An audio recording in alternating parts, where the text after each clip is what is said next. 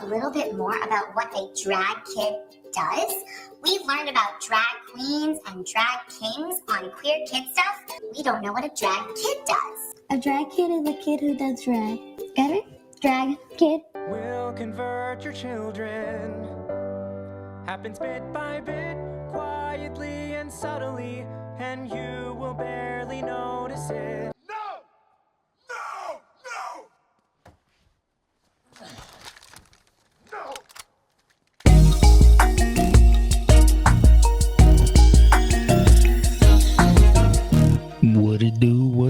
What it do? Thank y'all for tuning in to another episode of Run the Receipts. I am your host, Mr. Receipts. Today, we're going to take a look at a page called Queer Kid Stuff. Yes, you heard me correctly. It's called Queer Kid Stuff. And this is on social media. I'm not going to say too much because it's a lot of information. And so we're just going to jump right into it. From the title of it, they're going to have conversations, and all these conversations are going to be geared towards kids. So without further ado, we're just going to go ahead and take a listen, and then we're going to dive right into it. Hi friends, I'm Mix Lins. And I'm Teddy! We're the original creators of Queer Kid Stuff, an LGBTQ plus web series for kids and families. So you notice the first thing it said. This person said that this is geared towards children and families. Notice this person threw out children before family. So this person is telling you who they're geared towards, who they're coming after, who they're speaking to. So I want all you ladies and gentlemen to pay attention to the things that they are going to teach your children. And you'll say, no, not my kids. My kids ain't gonna watch that. But there are other children that are watching these things, and then they're going to implement these things in their lives, and then they're going to try to push this agenda to everyone else. You see it already in the school system. That's why I tell anybody, hey, if you can homeschool your children, do it. One of the things that I found out when you homeschool your child is you find out that a lot of the subjects that they take anyway are not even necessary. Like if you homeschool your kids, your basic ones that you need to be like math, science, social studies, and like history. And then the rest of those subjects are done away with for the most part.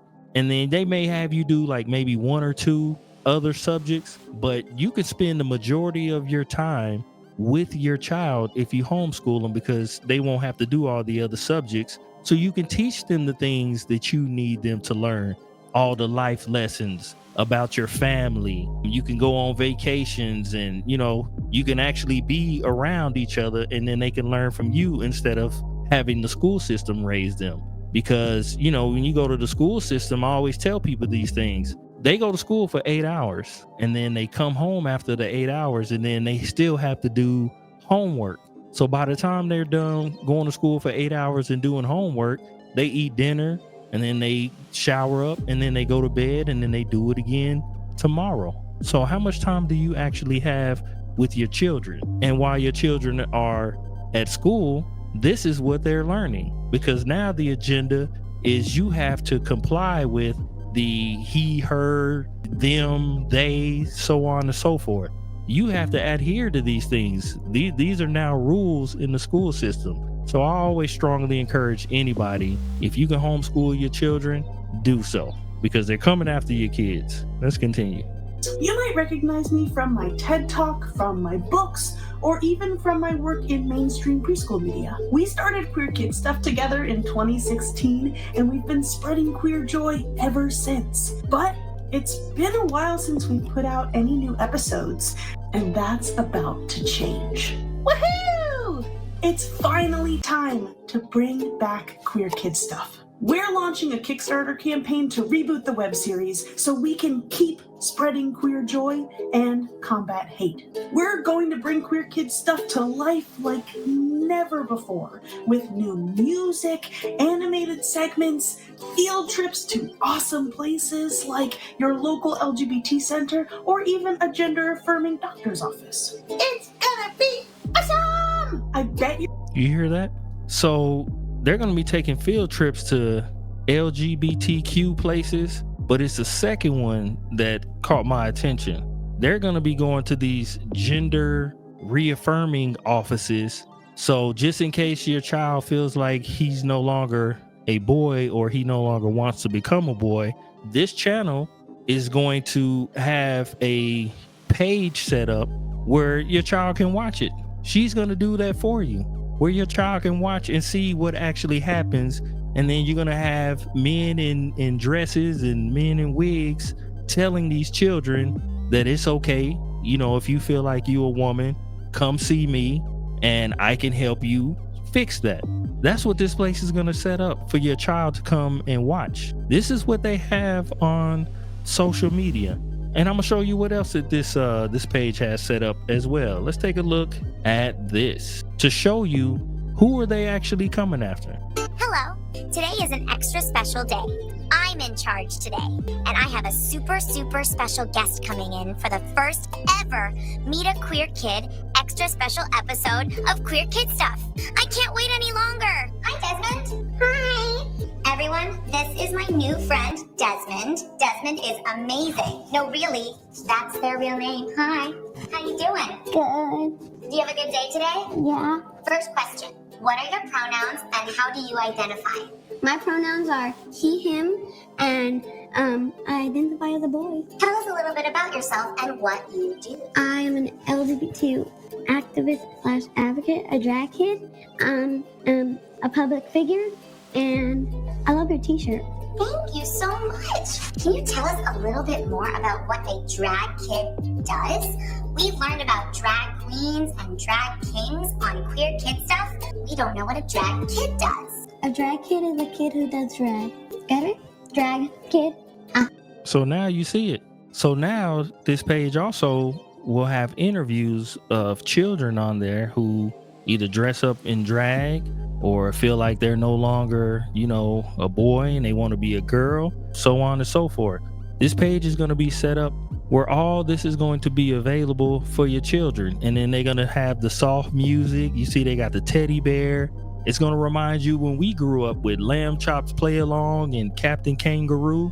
That's why the lady led, and I'm going to say lady because that's who she is. She led with children or kids and families, so they know who their target audience is. My thing is, what parent in their right mind would push their child or children towards this? Well, let's take a look and see for the most part.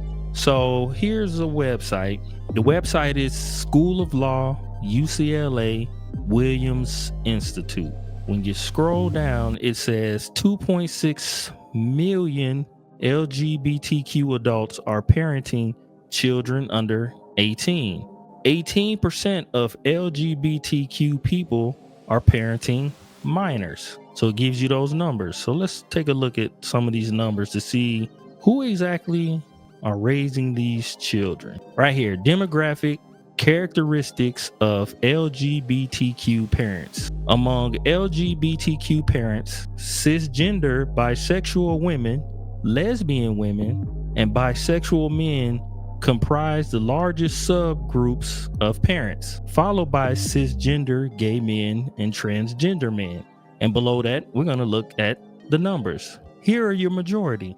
So of cisgender women or bisexual women or lesbian women, it says bisexual women 61%, lesbian women 14%. So what that says, as we saw the number above, when it said 18% of the community are raising minors.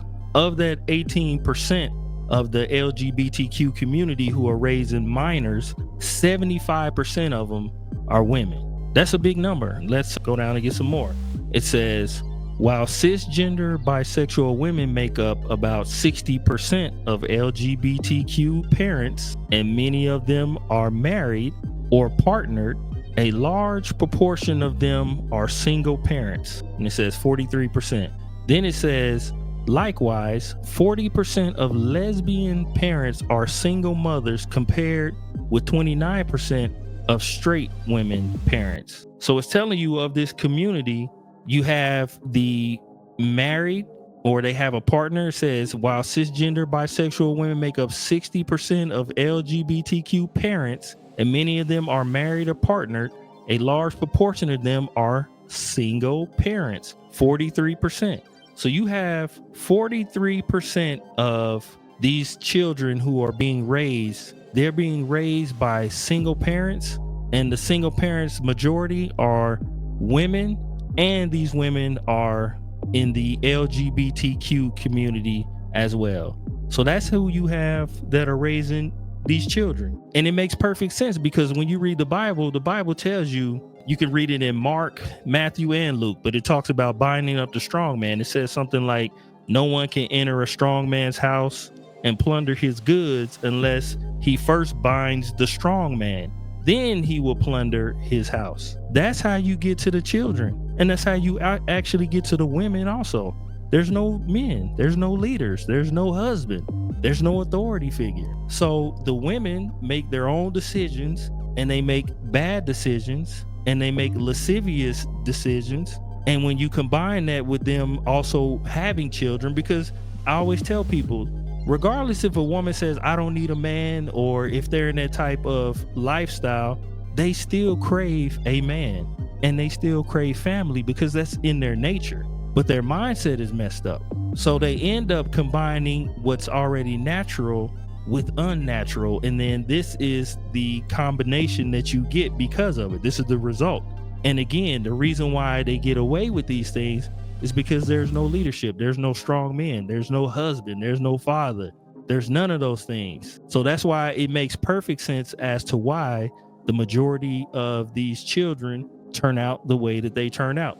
Now, one may say, because you have women who say, well, the father, he left the house and he's not here. So that's why the child turned out however they turned out.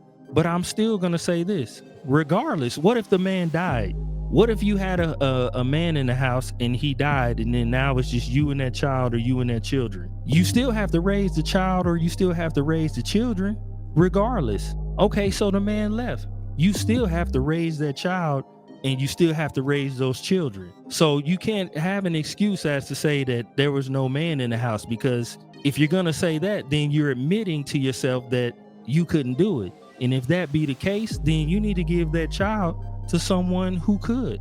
If the father's still around, then give the child to the father. If there's a father figure around, like your father or your brothers, give that child to the brother, or send that child around your brothers or around men. You can't just raise that child and then that child turns out to have this type of lifestyle or a criminal lifestyle and then still blame the man. Because regardless, again, that child still has to be raised. Like I said, if the man dies, you still got to raise that child. What would be your excuse then?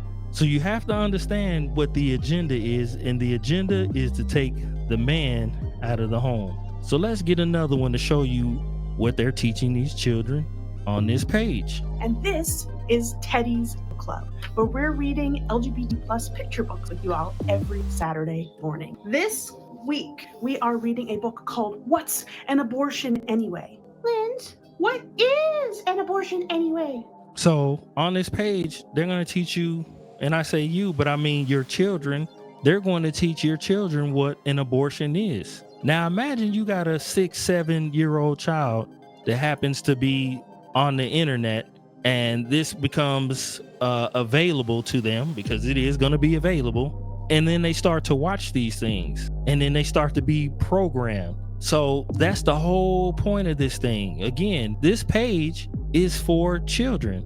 Adults don't need one of these open books that got just pictures on there, majority. And then you got a bear standing there that's doing the voices or whatnot. That's not for adults. Those are for children, to brainwash your children. Let's continue. Well, we're just going to have to find out in the book, Teddy. This is What's an Abortion Anyway by Carly Maines and Emulsify. And I'm really excited to read this book because I don't think there are any other picture books that talk about what an abortion is.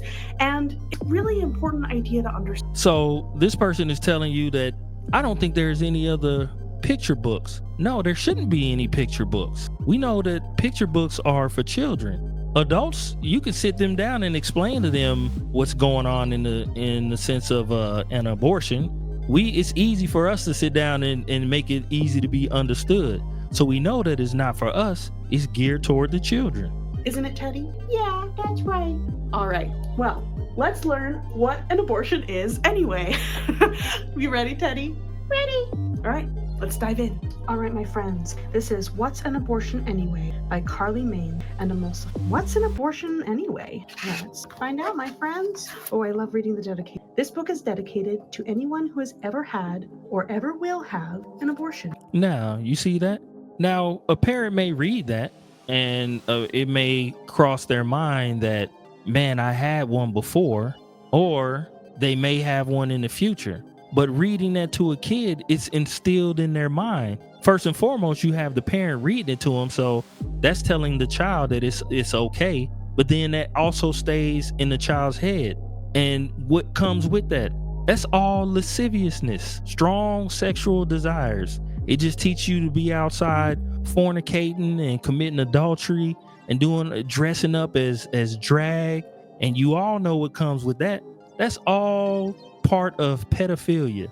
I don't care what anyone says. That's all a part of pedophilia. So they're teaching this at a young age. So now when these kids go out and they start to explore and they get into lasciviousness, which is strong sexual desires, for those who don't know, when they get into this lustful lasciviousness, they've already read that, okay, well, shoot, birth control is I can just go to the clinic and abort a child. It's already been instilled inside of me since, the days of my youth from my parent or parents. Let's continue. Wonderful. When a person gets pregnant, many different things can. Some people are pregnant for many months and have a baby. That's what happened to you. Some people have a miscarriage. A miscarriage is when a pregnancy isn't healthy enough. Some people have an abortion. An abortion is when someone decides to stop growing their pregnancy. Now, you see that? This is what they're teaching your child, that if you get pregnant and it's an unwanted pregnancy, it is okay for you to find a clinic and off the child. And then notice who they're using. They have a black woman, with the pink braids and the coat on or whatnot. And that's an image that they have in their mind. And I'm gonna tell you right now, we all know that a lot of the clinics are in our communities to begin with.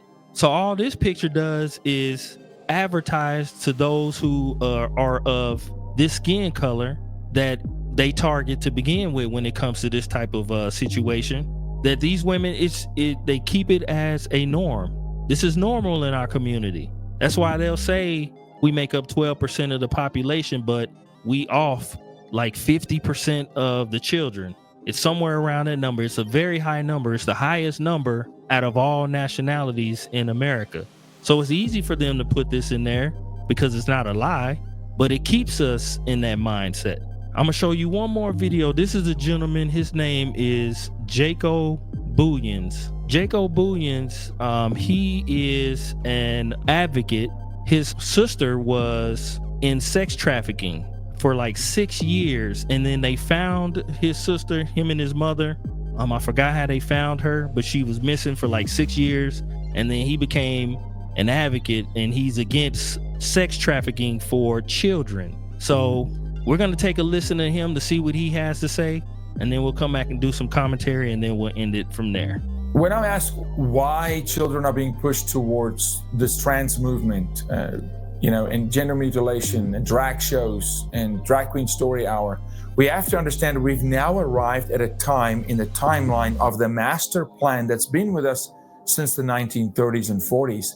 The plan to destabilize America, it was always going to be to bring sexual immorality into its youth. It's how most cultures fell. It's how Rome fell. It's how the Persians fell. The Asians, the Greeks fell. It's always been the plan to sexualize your child. COVID, the internet and COVID rapidly advanced it. It gave access to children, unfettered access on their phones. So now all of a sudden it feels like it's an avalanche, but it's been coming. We had male sexual erect organs in Disney movies, in murals in the 1950s. It's always been there. There's child sexual exploitation in Playboy magazines, encrypted. It's always been subliminal. It's chipping away at the iceberg, but we've now reached critical mass. We've now reached a place where the stress test in society was not met with enough resistance so that the organized faction of this crime, and it's a crime to exploit a child, is bold and is emboldened because it has not yet met real resistance. And now they're doubling down. They're coming for the children because the children is in fact America. That's our future. And a child that has been sexually abused or exploited is a shell of a person, will live to survive.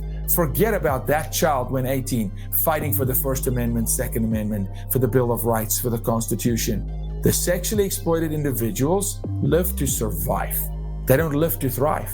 They don't fight for freedom. They fight for safety, and they'll sacrifice freedom for safety. So the ultimate plan by Satan is to break this nation, to drive her to her knees by sexually exploiting the children. And that's why you're seeing this massive push by gender mutilation, the transgender movement, co-opting children into saying I'm transgender at age 2, 4, 5, and having ultimately parents subjecting their children to this by taking them to the drag shows, co-opting the parent in, normalizing it in a child's mind, and most evilly opening the door for Satan to completely destroy that child. So that's where we are in today's time. So guard your children, because that's who they're coming after. That's what the transgender community is about. That's what the drag shows are about. That's what LGBTQ is about. That's what all that is about. Because if you get the kids, like he said, if you get them when they're young, they're not thinking about anything else. Their mind is already brainwashed and their mind is already mentally gone. So protect your children. Let me know what you guys think in the comment section. Don't forget to comment, like, and subscribe. And until next time, deuces.